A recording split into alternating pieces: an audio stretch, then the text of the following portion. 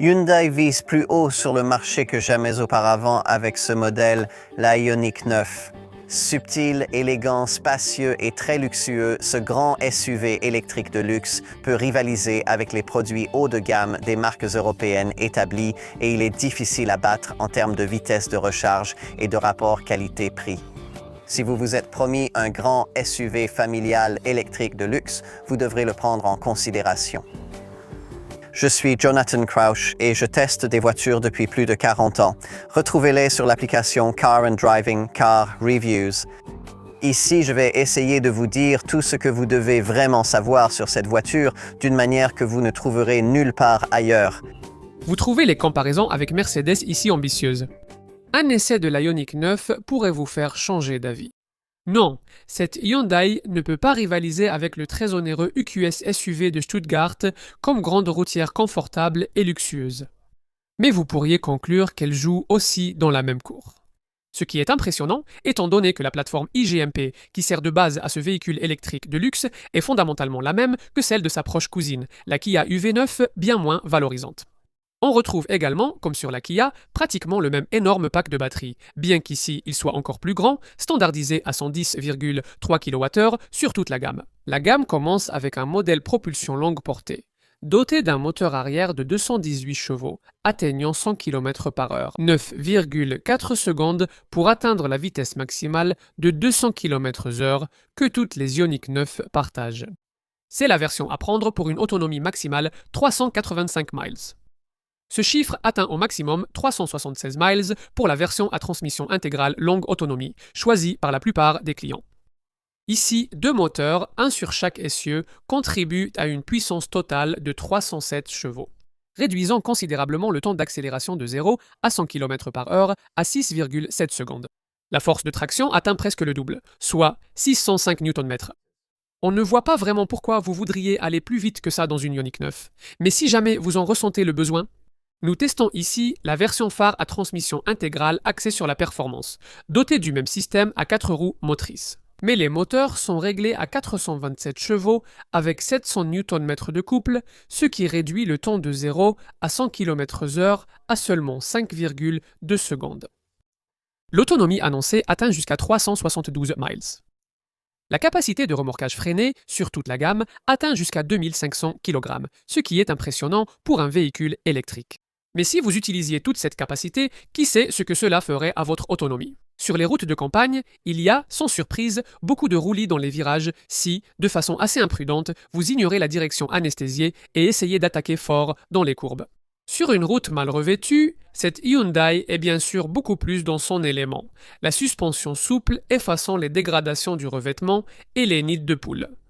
Fait intéressant, Hyundai adopte une philosophie de design inspirée des pièces d'échecs pour sa sous-marque Ioniq, ce qui permettra à chaque modèle d'avoir son propre caractère unique. Pour poursuivre cette analogie, le constructeur coréen décrit cette Ioniq 9 comme son roi. C'est assurément un véhicule au look saisissant qui ne ressemble à aucun autre modèle Hyundai et qui n'a rien à voir avec sa proche cousine, la Kia EV9. La silhouette en forme de bouteille de coca est étonnamment aérodynamique pour un énorme SUV avec un coefficient de traînée allant jusqu'à 0,26 et ce qui repose sur la plateforme eGMP est gigantesque. 5016 mm de long, 1980 mm de large et 1970 mm de haut, même si, à première vue, la voiture paraît plus petite qu'elle ne l'est réellement. Si vous espériez une sensation haut de gamme à l'avant, vous pourriez être un peu déçu, car ce qui est proposé ici n'est pas vraiment cela, même si c'est assurément assez luxueux. Comme d'habitude, dans un produit du groupe Hyundai Motor de nos jours, il y a un tableau de bord avec une paire d'écrans de 12,3 pouces, même si dans ce cas, ils ne sont pas séparés par un petit panneau central de climatisation. Heureusement, la marque a séparé les commandes de climatisation sur la console centrale, ce qui explique en partie pourquoi, contrairement à la tendance actuelle, cette planche de bord est couverte de boutons. Hyundai affirme que l'Ioniq 9 possède l'empattement le plus long de toutes les voitures qu'elle ait jamais construites, 3170 mm. On le ressent surtout à la deuxième rangée, habituellement une banquette 3 places, mais configurable différemment avec la finition calligraphie haut de gamme. Avec les deux sièges individuels coulissants et inclinables type capitaine de notre voiture d'essai, ils sont montés sur rail et réglables uniquement manuellement. Ils peuvent être tournés à 90 degrés vers les grandes portes pour faciliter l'installation des sièges enfants ou à 180 degrés vers la troisième rangée pour faire face aux passagers.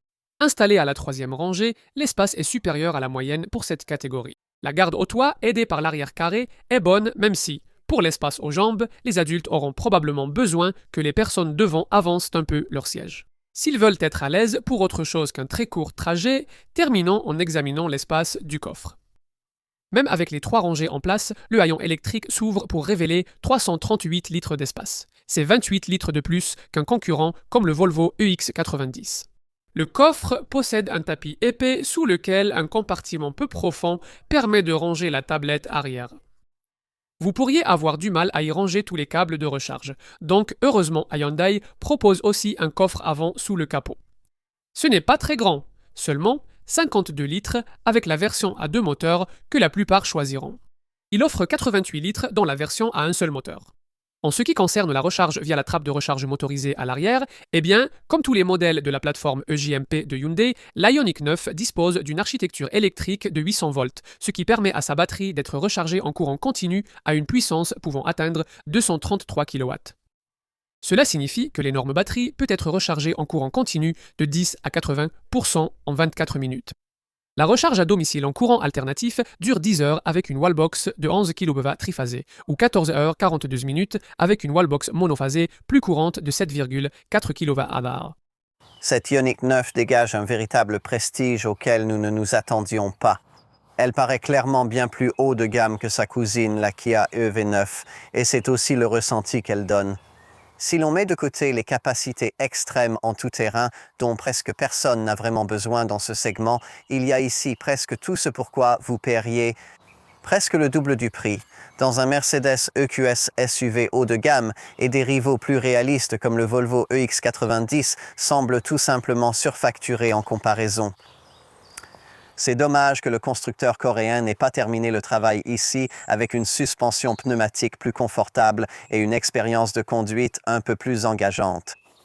Mais peut-être que Hyundai Motor Group veut laisser de la place à une future version de ce modèle estampillé Genesis pour proposer cela. Mais ce qui est proposé ici offre tout ce dont vous avez vraiment besoin d'une voiture de ce genre. Hyundai l'appelle son roi sur l'échiquier et en termes de segment, cela pourrait bien être échec et mat pour le moment.